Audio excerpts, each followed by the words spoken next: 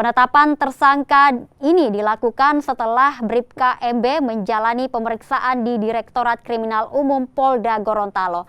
Hasil Bribka MB terbukti melakukan penembakan ke udara dalam keadaan terpengaruh minuman keras hingga melukai seorang anak. Korban sendiri merupakan bocah berusia 7 tahun, warga Desa Hulawa, Kecamatan Telaga, Kabupaten Gorontalo. Pada hari Jumat yang lalu sudah menetapkan yang bersangkutan sebagai tersangka, dan juga sudah langsung hari itu juga malam hari sudah dilakukan penahanan kepada yang bersangkutan.